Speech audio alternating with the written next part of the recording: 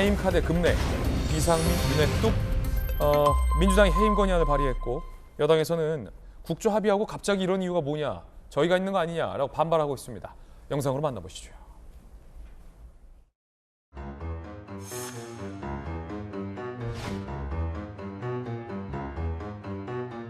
민주당은 오늘 이상민 행정안전부 장관의 해임 건의안을 발의하고 이번 주에 열리는 본회의에서 처리하겠습니다.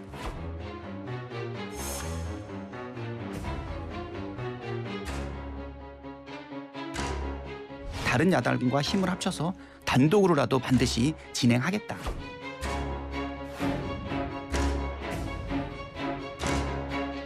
국정조사가 시작되기도 전에 미리 파면하라고 요구한다면 국정조사를 할 이유가 없다 할 것입니다. 강행한다면 예산안 처리는 물 건너가고 극심한 정쟁에 빠지는 것이다.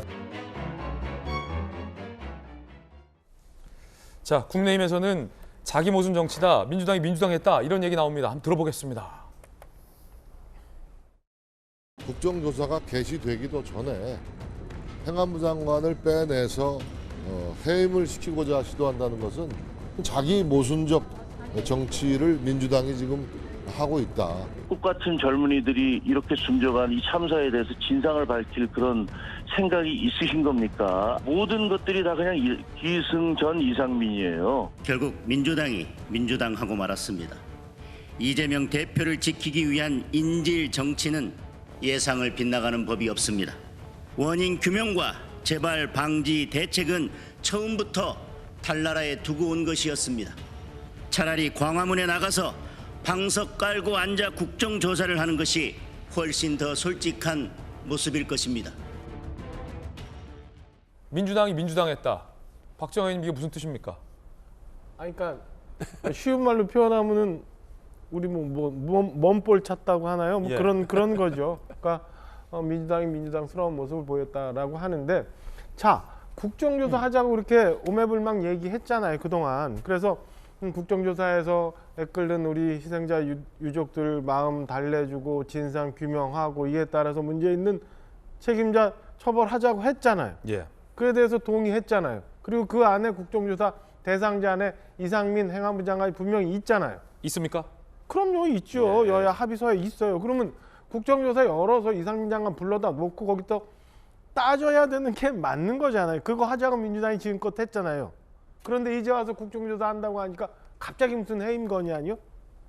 이게 무슨 소리예요? 어디 뭔 얘기를 하는 건지 뭘 하고자 하는 건지를 알 수가 없어요. 그러면 지금까지 얘기했었던 그 국정조사, 그다음에 무슨 진상규명, 이거는 다 그냥 공허한 얘기고, 국회 내에서 예산 통과 안 하고 정쟁 만들고 시끄럽게 해서 이재명 이름 석자 좀 뉴스에서 빠지는 거, 예. 그거 말고는 그럼 도대체 무슨 목적이 있느냐 물어볼 수밖에 없어요. 그래서 무슨 볼 찾다라고 예. 민주당이 민주당했다라는 비난을 받을 수밖에 없는 상황이고, 도대체 저는 민주당이 무슨 목적으로 이제 와서 또 장관회의만 이거 안 받아주면 이제 탄핵할 거야 라고까지 하는지, 그냥 하루하루 벌어먹기 위해서 오늘 아무 말이나 막 던지는 그런 모습, 그런 행태, 국민들 앞에 힘들어 보이는 국민들 앞에 좀 자제했으면, 그리고 빨리 생각 있으면 예산 빨리 처리하고 국정조사 합의한 대로 와서 국정조사 하면 되지, 왜 저런 일들을 하시는지 잘 모르겠습니다.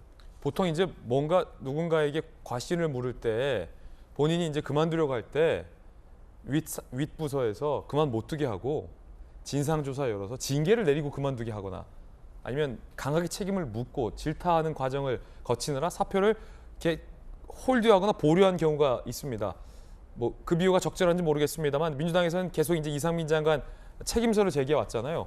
그래서 국정조사 때 아마 민주당 의원들께서 날카롭게 이상민 장관을 상대로 날카로운 질의를 하고 책임을 물을 것이라 예상을 했는데, 이렇게 지금 갑자기 해임을 하라고 촉구하면 국정조사 전에 해임이 되면 뭐 불러서 물어보지도 못하고 그냥 묻지 않겠다라는 뜻인가? 라는 사실은 궁금증이 있긴 합니다. 박용진 의원님. 그 국정을 끌고 가고 국회를 끌고 가는 이제 전술적인 전략적인 판단을 이제 원내 지도부가 합니다. 그래서 박홍근 원내 대표하고 이제 진성준 수석이 중심이 돼서 판단들을 하는데, 뭐 구체적으로 그 전술적인 판단을 놓고 하자 그러면 여러 이견이 있을 수 있고요. 저도 역시 고민스러운 지점들은 있습니다. 그러나 의총을 통해서 이 과정을 설명을 했고 의총에서 뭐 특별한 다른 반대나 이런 것들이 형성되지 않아서 지금 이제 저렇게 일단 해임 건의안을 냈습니다. 말씀드린 것처럼 구체적인 상황, 디테일한 상황에서는 좀 이견이 있을 수 있습니다만 이상민 장관의 책임에 대한 것은 저는 뭐 이미 국민적인 판단도 끝났다고 생각합니다. 생각을 해보십시오. 얼마 전에 경찰국 신설을 한다고 해서 그 난리를 만들 때에는 경찰은 헌법상, 법률상 예. 나의 책임하에 행정자치부 장관의 책임하에 있다. 행정안전부 장관 책임하에 있다. 지휘 감독 책임을 분명히 했어요. 그런데 책임져야 할 일이 벌어지고 사태가 생기자 발을 뺍니다. 그리고 내가 그걸 구체적으로 할 역할이 없었다라고 얘기를 하면서 이렇게 무책임한 태도를 보이는 것을 보면서 국민들 중에 마음속으로 저분이 지금 제대로 된 장관 역할을 하고 있다고 생각하시는 분들은 없다고 생각을 합니다. 그래서 국정조사에 대해서도 부정적이었었던 여당도 결국은 이제 그 동의를 하고 국정조사가 막 열리기 시작할 즈음인데 이상민 장관이 이 국정조사 과정에서 자료를 부실하게 내거나 혹은 본인의 책임을 회피하기 위한 또 다른 어떤 뭐 더 큰 문제를 만들지 않겠느냐. 그러면 국정조사가 제대로 되겠느냐. 국정조사를 받아야 되는 구체적인 하위 공직자들이 장관 눈치를 보면서 제대로 답변을 하겠느냐. 이런 우려들이 있는 것도 사실이라는 점을 말씀드립니다. 자, 그러면은 이제 이상민 장관은 국정조사 때 물어볼 필요도 없다라는 판단을 하신 겁니까, 당에서? 국정조사 과정에서 이상민 장관에게보다는 이상민 장관이 그 직을 물러나고 책임지고 물러나게 된다고 한다면 보다 분명하게 사실을 국정조사 과정에서 공무원들이 답할 수 있지 않겠느냐 이렇게 생각하는 것 같습니다. 그렇군요. 여야 두 분의 의견 그대로 전해드리고 있습니다. 대통령실 입장도 나왔는데 굉장히 격앙된 입장입니다. 해임 건의안은 원칙과 상식에 반하는 일이다. 일찌감치 수용 거부로 방침을 결정했습니다. 대통령실 관계자 A, 이 장관 내려놓으면 다음 타깃은 대통령, 뚝 무너지는 거다. 대통령실 관계자 B, 조사 대상인 장관 해임, 국정조사할 의지가 있는 것인가? 아마도 이제 대통령실의 기류는 A보다는 B의 기류가 더 큰 것 같습니다. 김수경 교수님, 왜냐하면 이제 국정조사를 하자라는 주장 속에는 진실을 규명하자라는 것도 큰 분명한 축이 있지만 책임자에게 사실은 강하게 따져먹겠다. 야당의 시간이거든요.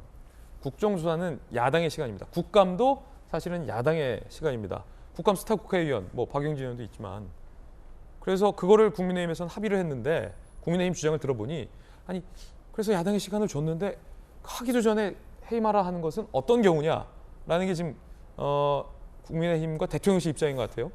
그러니까 이상민 장관에 대해서는 여론이 그렇게 좋지는 않았잖아요. 정치적 책임을 지고 물러나야 되지 않냐라는 여론이 여야를 떠나서 진보냐 보수냐를 떠나서 그러한 여론이 있었기 때문에 윤석열 정부로서도 굉장히 부담스러운 대목이거든요. 그런데 이걸 국정조사를 하자. 그래서 잘잘못을 따지고 잘못된 부분을 추궁하고 그 다음에 결정해도 충분히 되는 문제고 말씀하신 것처럼 스타 의원이 나올 수 있는 어떻게 보면은 국정조사라는 계기가 야당 쪽에서 스타가 뜰 수 있는 계기거든요. 근데 이걸 다 걷어차고 그냥 그만둬라. 그럼 더 이상 이상민 장관이 무슨 책임이 있었는지 우리 국민은 들을 기회가 없어지는 거잖아요. 사실은 굉장히 기다렸거든요. 국정조사를 하게 되면은 어떻게 대답하는지, 뭐라고 얘기하는지, 그동안 정말 모르쇠로 일관했던 것처럼 계속 그렇게 할지 아닐지. 이상민 장관이 또 말실수가 많았기 때문에 국정조사를 이상민 장관을 상대로 한다면 민주당 의원의 어떤 돋보일 수도 있는 기회도 있을 것이고. 그렇죠. 이상민 장관 말이 그렇게 세련되지 못했거든요. 그래서 국민들의 상처도 주고 했기 때문에 어떻게 보면 뭐라고 얘기하는지 드러나 보자라는 마음이 있었거든요. 근데 왜 이 기회를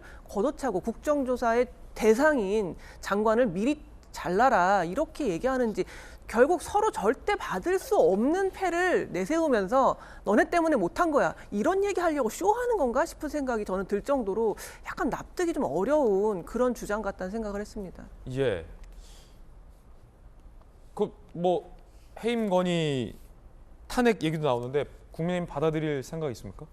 아니 받아들일 수는 없죠. 받아들일 수 없는데 민주당이 지금 엄청나게 그 다수 의석을 갖고 있고 전체를 다 할 수 있어요. 지금 그 해임 건의안 그다음에 탄핵안도 3분의 1 이상 발의하고 과반수 이상 찬성하면 통과되는 거거든요.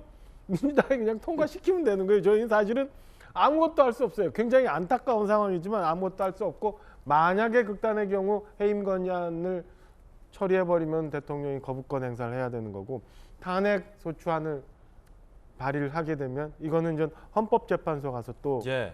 재판관의 심사를 받아야 되니까 그때 잘못된 부분이 예. 있으면 드러나기를 바랄 뿐이지 사실은 현재로서는 속수무책의 상황입니다. 박윤준 의원님. 예, 뭐 짧게 말씀드리면 아니 저 청와대 관계자 아까 A라고 하는 분이 뚝이 무너지는 거다. 그럼 대통령한테까지 온다 이렇게 얘기하시던데 왜 그렇게 인식을 하시는지 잘 모르겠어요.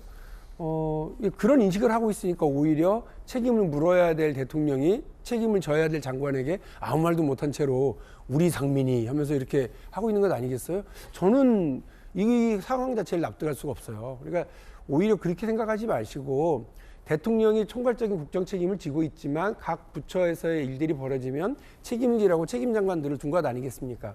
근데 여기에 대해 제대로 책임지지 못했으니까 그걸 교체하면 그만이지 이거를 과잉 보호하려고 그러면서 정상적인 어떤 프로세스를 놓치고 있다고 저는 생각을 합니다.